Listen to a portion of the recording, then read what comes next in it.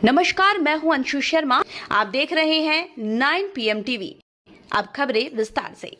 रुड़की की मंगलौर विधानसभा क्षेत्र के गोसीपुरा मुंडलाना सिकंदरपुर ग्राम में मंगलौर उपचुनाव में भाजपा के प्रत्याशी रहे हरियाणा के पूर्व कैबिनेट मंत्री करतार सिंह भड़ाना आज मंगलौर विधानसभा के गांव गोसीपुरा फिर मुंडलाना पहुंचे और अलग अलग जगहों पर जनसभाओं को संबोधित कर लोगों का आभार व्यक्त किया। करतार सिंह भड़ाना ने कहा कि वो हर उस गांव में जाकर लोगों का धन्यवाद कर रहे हैं जहां के लोगों ने उन्हें अपना अमूल्य वोट दिया था। उन्होंने कहा कि भले ही उन्हें मंगलौर उपचुनाव में जीत हासिल न हुई हो, लेकिन जो बहुमूल्य प्यार क्षेत्र की जनता ने उन्हें दिया है उसके लिए वो सदा जनता के आभारी रहेंगे। साथ ही साथ उन्होंने गोसीपुरा गांव को 5 लाख रुपए और मुंडलाना गांव को 15 लाख रुपए विकास कार्यों में लगाने के लिए अपनी तरफ से देने की घोषणा भी की। इस मौके पर पहुंचे पूर्व मंत्री ने कहा कि उन्हें चुनाव हारने के बाद भी लोगों का अमूल्य प्यार मिल रहा है और उन्हें उम्मीद है कि अगर पार्टी 2027 में उन पर भरोसा जताकर चुनाव मैदान में उतारती है तो इस बार मंगलौर विधानसभा की जनता क्षेत्र में विकास के मुद्दे को लेकर भारी मतों से जिताकर उन्हें विधानसभा भेजेगी।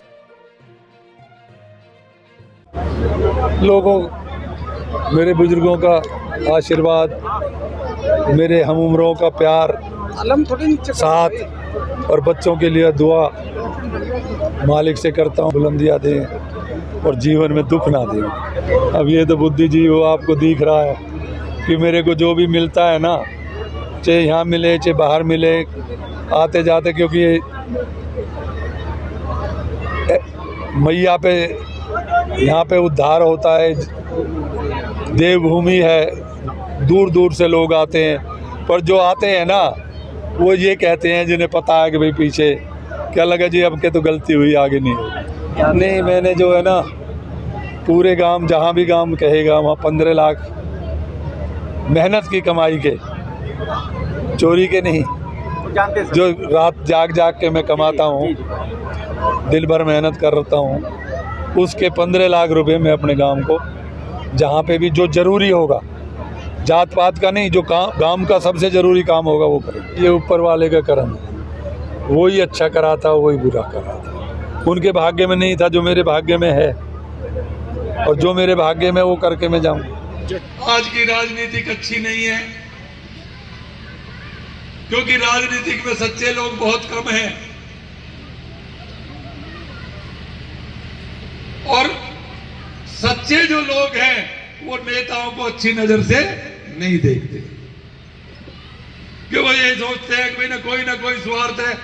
अब भी मैं बीच में आ रहा था, कई भाई तो सोच रहे होंगे, अगर नमस्ते कर रहे थे, प्रणाम कर रहे थे, तो वो दिल से जवाब नहीं दे रहे थे, उनके चेहरे पे मुस्कुराहट नहीं थी, तो वो तो अब ये सोच रहे हैं कि अपनी वोट ही मांग रहा है। जो करतार सिंह को वोट नहीं देना चाहता वो तो मुंह चढ़ा ही लेगा, लेकिन वोट की बात नहीं है। मैं पीछे भी अभी बोल रहा था, ईमानदारी से मेरा कुछ और ही कर्म है जिसके लिए मैं यहाँ आया हूं। मैंने एक दिन भगवान से कुछ ऐसा मांग लिया जिसके बाद कुछ नहीं रह जाता मांगने के लिए, और मैंने 2 ही चीज मांगी है भगवान से, और वो एक तो इज्जत के साथ, सम्मान के साथ यहां से, प्रभु मुझे यहां से सम्मान के साथ उठाना और गंगा मैया के चरणों में सम्मान से पहुंचा देना। दूसरी, बड़े बड़े संत भी बीमार हो जाते हैं, लेकिन दूसरी चीज ये मांगी है कि प्रभु मेरे जब कंठ प्राण आए तो कोई दुख ना सताए, और मैंने कुछ नहीं मांगा। होगी जीत हार तो फिर ऊपर वाले के हाथ है, तो मैं ज्यादा कुछ ना कह के मैं बहुत बहुत आभारी हूं आपका। आपने दर्शन दिए मुझे, और मैं ये इसलिए नहीं कह रहा कि वोट राजनीति, मेरा परमात्मा जानता है कि बस जन्म जन्म का तो आपका कर्जा है जिसे उतारने में आया हूं। अब मैं सोच रहा था कि बहुत हिंदुस्तान बहुत बड़ा है, हो सकता है तू साधु फकीर बन के कहीं गया हो, वो कर्ज कैसे उतरेगा।